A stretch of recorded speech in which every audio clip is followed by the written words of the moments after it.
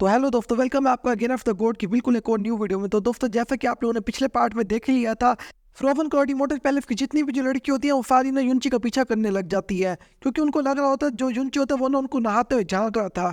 और फिर वहीं पर ना व्याकिन्यू भी आ जाती है।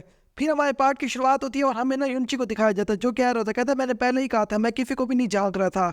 और कहता है मैं तो सिर्फ उधर चेक करने आया था कि वहाँ पे हो क्या रहा है। तो कहता है मुझे क्या पता था वहाँ पर सारी लड़कियां खड़ी होकर नहा रही है। ये फोन की जो व्याख्या होती है वो कहते मुझे पता है मेरा जो शोहर है वो एक नंबर का ठरकी है, कहती लेकिन मुझे ये भी पता है कि ये एक नंबर का कमीना नहीं है। फिर जो गोंग योकफिन होती है वो ना बीच में बोल पड़ती है, कहते चलो सारे इस मामले को अब खत्म करो। कहते क्या तुम लोग देख नहीं सकते जो युंची अब वो हमारे फ्रोवन क्लॉडी मोटर पैलेस का स्टूडेंट बन चुका है। ये फोन कर वहां पर जितनी भी जो लड़कियां होती है वो सारी शौक हो जाती है, कहती ऐसा कैसे हो सकता है, हमारे फ्रोवन क्लॉडी मोटर पैलेस तो किसी भी लड़के को ज्वाइन नहीं करने देता। फिर जो गोंग योकफिन होती है वो कहते ये मेरा फैसला नहीं है, ये हमारी फ्रोवन क्लॉडी मोटर पैलेस की ग्रैंड मिस्टीरियस का फैसला है। लेकिन फिर अचानक फिर वहां पर मोर और क्योंफी आ जाती है, और ये भी फ्रोवन क्लॉडी मोटर पैलेस की फैरीफ में से एक होती है। लेकिन ये बहुत ही ज्यादा गुस्सेल होती है और बहुत ही ज्यादा जिद्दी होती है। फिर वो जो मोरंग क्योंफी नाम की जो लड़की होती है वो कहते चाहे जो मर्जी हो जाए, अगर ये हमारे भी क्लैन से तो क्या हुआ। कहते लेकिन इसको आज हम लोगों को हर सूरत में एक्सप्लेन करना होगा कि इसने हमें क्यों झांका है। ये फोन की जो वैकिन्नी होती है वो बहुत ही ज्यादा परेशान हो जाती है, और वो कहते हैं कि प्लीज आप लोग युंची को माफ कर दे, मुझे पता है इसमें युंची का कोई भी कसूर नहीं है और इसका इरादा जरा भी नहीं था ये हरकत करने का। और कहते क्योंकि जो युंची है वो मेरा हस्बैंड है, तो आप लोग इसको प्लीज मेरी खातिर ही माफ कर दें। और फिर जो वैकिन्नी होते हैं वो युंची की तरफ देख के कहते युंची जल्दी करो, इन सारी सिस्टर से माफी मांगो। ये फोन के जो युंची होता है वो कहते मैंने पहले इन लोगों से माफी मांग लिया, मगर मेरी आवाज इनके कानों तक ही नहीं जा पा रही। अब ये सारी बातें सुन के ना जो गोंग योकफिन होती है वो भी बीच में बोलनी पड़ती है। वो कहते हैं कि युंची मुझे पता तुम्हारा इरादा जरा भी ऐसा करने को नहीं था, कहते मगर तुमसे एक गलती हो गई है, तो कहते तुम क्यों ना इनको ना कुछ ऐसी चीज दे दो जिससे ये सारी खुश हो जाए। और कहते मुझे पता है कि तुम्हारे पास ये करने की एबिलिटी तो है। ये बात उनकी जो युंची होता है वो कहते हैं जो पहले 50 है वो बिल्कुल ठीक कह रही है, कहते क्यों ना मैं फ्रोवन क्लॉडी मोटर पहले की जो फिक्स टैरिफ है इन सब की ना गोल्ड फ्यूचर वेन्स को ओपन कर दूं, क्या ये काफी हो जाएगा इनके लिए। अगर आप लोग ना गॉड फ्यूचर वेन्स के बारे में नहीं जानते तो ये वही वेन्स है जो ना युंची ने व्याक्यून्यू के ओपन की थी। युंची की ये बात सुन के जो गोंग योकफिन होती है वो बहुत ही ज्यादा शौक हो जाती है। और फिर गोंग योकफिन युंची को कहते क्या तुम हमारे साथ मजाक करो, तुम्हें पता है कि एक भी वेन खोलना बहुत ही ज्यादा मुश्किल है और तुम पूरी 54 वेन्स के बारे में बात कर रहे हो। ये सुन के अब जो व्याक्यून्यू होते वो भी बीच में आ जाते, कहते युंची झूठ नहीं बोल रहा, इसके बाद सच में इतनी ज्यादा काबिलियत है। और कहते मेरी भी जो गोल्ड वेन ओपन की थी वो युंची नहीं की थी। फिर जो युंची होता है वो हफ्ते हुए कहता सही का उस वक्त मुझे इसलिए 3 दिन लग गए थे क्योंकि मेरे पास जरा भी स्पिरिचुअल एनर्जी नहीं थी। और कहता है लेकिन अब मैं इन चीज़ों को ना सिर्फ 15 मिनट में ही कर सकता हूँ। और फिर जो युंची होता है वो अपने दिल में कहता है कि मैं एक नंबर का कमीना झूठा इंसान हूँ, कहता है मैं इन सबको सिर्फ 3 मिनट में ही कर सकता हूँ, कहता मगर मैं इतना अच्छा मौका हाथ से कैसे जाने दे सकता हूँ।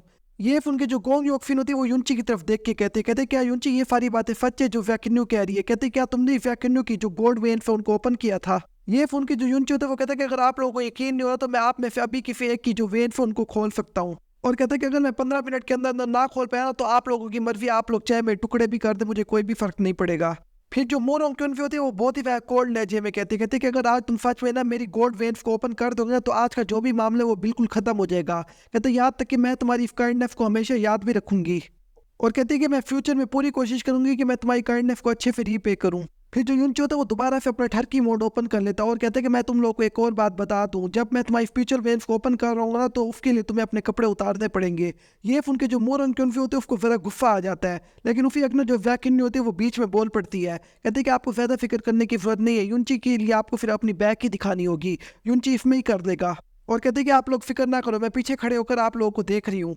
फिर जो मोर क्योंफी होती है वो ना अपनी बैग ना युंची की तरफ करके बैठ जाती है। ये देखकर जो युंची होता है वो अपनी पावर को अपने हाथ में कलेक्ट कर लेता है और उसी अगना मोर क्योंफी की जो बैग होती है उसके ऊपर टच करने लग जाता है। जी फिर जो मोर क्योंफी होती है उसको थोड़ा बहुत दर्द होने लग जाता है, लेकिन अचानक फिर मोर क्योंफी बहुत ही ज्यादा शौक हो जाती है क्योंकि उसकी बॉडी की जो एक एंट्रेंस होती है वो खुल जाती है। और थोड़ी देर बाद जो युंची होता है वो ना मोर क्योंफी की ना गोल्ड वेन्स को ओपन कर लेता है, मगर युंची अब भी कमीना बन के अपने हाथ पीछे नहीं हटाता और उसी अगना मोर क्योंफी की जो बैक होती है उसको टच करने लग जाता है और कहते हैं कि एक बेवकूफ़ी होगा जो इस मौके का फायदा नहीं उठाएगा। लेकिन मोर क्योंफी को तो इस बारे में कुछ पता ही नहीं चल रहा होता है और मोर क्योंफी अपने हाथ को ही देख रही होती है और कहते हैं कि मैं फील कर सकती हूँ, लगता है कि मेरी जो गोल्ड वेन है वो ओपन हो गई है। फिर जो मोर क्योंफी होती है वो ना गोंग योकफिन को अपना हाथ दिखाती है और वहाँ पे ना उसको पता चल जाता है गोंग योकफिन को जो मोर क्योंफी उसके पूरे 54 एक्यूपंक्चर पॉइंट ओपन हो चुकी है। ये देखकर जो वहाँ पे जितनी भी जो फ्रोजन क्लॉडी मॉडल पैलेस की जो फैरीफ होती है वो बहुत ही शौक हो जाती है। लेकिन जो व्याकिन्नी होती है वो फिर अगले युंची के पास आ जाती है और कहती है क्या तुम ठीक तो हो। ये फ़ोन के जो यून होता है वो कहता है कि जो वैकिन्यू को आज भी मेरी बहुत ही ज़्यादा फ़िक्र है, मगर ये कभी शो नहीं करती मुझे। और फिर यूनची वैकिन्यू कहता है कि मैं बिल्कुल ठीक हूँ, बस मुझे थोड़े बहुत चक्कर आ रहे हैं। कहता है इसमें मेरी पावर तो ज़्यादा इस्तेमाल नहीं है, मगर इसमें मेरी मेंटल पावर बहुत ही ज़्यादा इस्तेमाल हो गई है। फिर जो यून होता है वो ना गोंग योकफिन को कहता है मैंने फेरिंग मून और क्यूनफी के ना सारे जो एक्यूपंक्चर पॉइंट्स है उनको ओपन कर दिया, अब उसको ना गोल्ड वेन्स भी मिल चुकी है। कहता है अब उसकी जो कल्टीवेशन है वो बहुत ही जल्दी इनक्रीज होगी।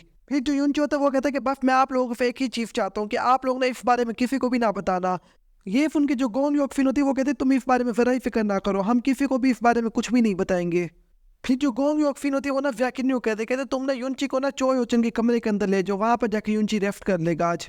फिर हमें ना गोंग योकफिन को दिखाया जाता है जो ना यूनची को देखकर कह रही होती है, कहते कि हमारे एनफिफ्टर ने एक दफ़ा कहा था कि अगर जो ग्रेट कैलेमिटी है वो ख़त्म हो जाएगी ना, तब जो हमारा जो क्लैन होगा वो कई हज़ारों सालों के लिए वापस से सुकून में चला जाएगा, यानी कोई भी हमारे क्लैन के ऊपर अटैक नहीं कर पाएगा। और कहते कहीं मुझे लगता है कि ये सब कुछ यूनची की वजह से तो नहीं होगा।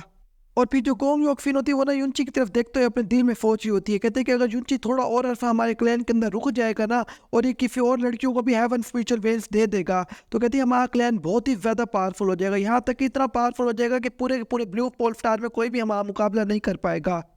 और कहते हैं हमें यूनची को अपने क्लैन में रोकने की हर मुमकिन कोशिश करनी चाहिए। कहते हैं इसके लिए हमें यूनची को बहुत ही ज़्यादा अच्छी रिफर्स देनी होगी कि वो हमारे क्लैन के अंदर रुके।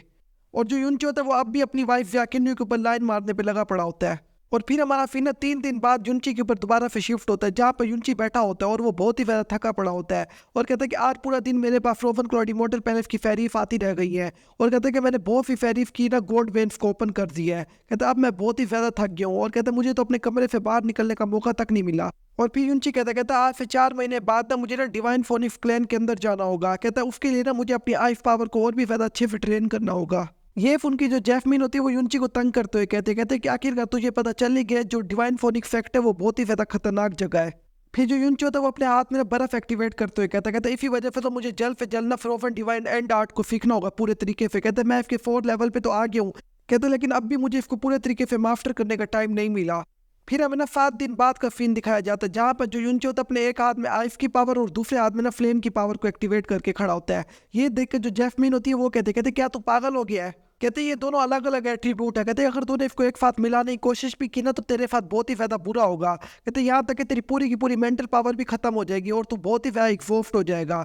और कहते ये भी हो सकता है कि तू अपनी पूरी की पूरी कल्टीवेशन डिस्ट्रॉय करके बैठ जाए। और वो यूनची को और भी ज़्यादा गालियाँ देती है, मगर जो यूनची होता है वो विद्दी बनी बैठा होता है और वो आइस और फायर की पावर को मर्ज कर ही रहा होता है आपस में।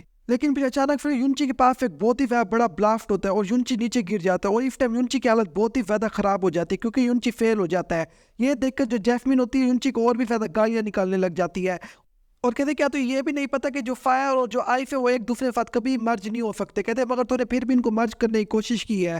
कहते ये तो हेवंस के रूल्स के भी खिलाफ है। ये उनकी जो यूनची होता है वो कहता है मैंने सुना है कि एशियन टाइम में भी कई दफ़ा गॉड से ऐसी हरकतें की है और कहता है यहाँ तक कि हीरोटिक गॉड ने भी ये हरकत की है। कहते हैं तो मैं कैसे इतनी आसानी से हार मान सकता हूँ। ये उनकी जो जैस्मीन होती है वो फिर से यूनची के ऊपर भड़क जाती है, कहते हैं कि तू कोई भी ट्रू गॉड नहीं है, उन लोगों ने ट्रू गॉड रिलम लेवल के ऊपर आकर किया था, मगर तेरा तो अभी लेवल और रुकावट दोनों बहुत ही ज़्यादा कम है। और कहते हैं कि अब की दुनिया में ना गॉड रिलम में ना नीचे वाली रिलम में कोई भी ट्रू गॉड नहीं बन सकता किसी सूरत में भी। ये उनकी जो यूनची होता है वो कहते हैं चलो कोई बात नहीं, 1-2 दफ़ा मैं और कोशिश कर लेता हूँ। कहते हैं कि अगर मैं ना कर पाया तब मैं हार मान जाऊँगा। ये उनकी जो जैस्मीन होती है वो कहते हैं छोड़ो इस बात को, मैं ही पागल हूँ कि इसके साथ फर्क खपाई कर रही हूँ। फिर हम लोग देखते हैं जो वैकिन्यू होती है वो यूनची कमरे के बाहर आ जाती है और वो थोड़ी देर में यूनची कमरे का दरवाज़ा खोल के अंदर चली जाती है। जब वैकिन्यू अंदर जाते हैं तो जो यूनची होता है वो एक दफ़ा फिर से ना आइस और फायर की पावर को मर्ज करने की कोशिश कर रहा होता है और इस बार जो यूनची होता है उसने सच में आइस और फायर की पावर को ना आपस में मर्ज कर लिया होता है। ये देखकर जो वैकिन्यू होती है वो बहुत ही ज़्यादा शॉक हो जाती है। फिर जो वैकिन्यू होती है वो यूनची को कहते ये तुम कर क्या रहे हो। कहती मुझे ऐसा क्यों लग रहा है मेरी आधी जो बॉडी है वो ना फायर के अंदर है और आधी बॉडी आइस के अंदर है। ये उनके जो यूनची होता है वो वैकिन्यू को कहता है कि ये जो फायर है ये एक स्पेशल किस्म की फायर है और कहते ये फायर और कोई भी दुनिया में नहीं बना सकता। कहता क्योंकि ये जो फायर है ये ना नेचर के लॉ के भी खिलाफ जा रही है। ये उनकी जो वैकिन्यू होती है वो बहुत ही ज़्यादा शौक होते हुए कहते तुम्हारा मतलब है, इसका मतलब है ये जो फायर है ये आइस और फायर को मर्ज करने के बाद बनती है। ये उनकी जो यूनची होता है वो हाँ कहता है कि हाँ ये फायर आइस और फायर को मर्ज करने के बाद बनती है। कहता मगर इस दुनिया में मेरे अलावा इसको कोई भी नहीं बना सकता और कहते यहाँ तक कि मेरी पावर कम होने की वजह से मुझे भी इसको बनाने में बहुत ही ज़्यादा मुश्किल हुई है। कहता और इस पूरी दुनिया में सिर्फ इस फायर को मैं ही क्रिएट कर सकता हूँ। और फिर यूनची वैकिन्यू कहता क्यों मेरी बीवी क्या तुम मेरी मदद कर सकती हो इस बात को सीक्रेट रखने में। तो दोस्तों आज की वीडियो सिर्फ यही तक थी। दोस्तों अब मुझे पता है कि इसकी जो ग्राफिक्स है ना गेट ऑफ द गोड के बहुत ही ज़्यादा ख़राब है मांगा के, मगर आप लोगों को ना सिर्फ 2 चैप्टर और सबर करना है। 2 चैप्टर बाद मैंने ग्राफिक्स चेक किए हैं, बहुत ही ज़्यादा कमाल के आगे जाकर मांगा के। इस वजह से ना 2 चैप्टर बाद जो ग्राफिक्स है वो बहुत ही ज़्यादा अच्छे हो जाएंगे। तो दोस्तों मैं मिलता हूँ आपसे एक और बिल्कुल न्यू वीडियो में, तब तक के लिए आप लोग अपना ख्याल रखना।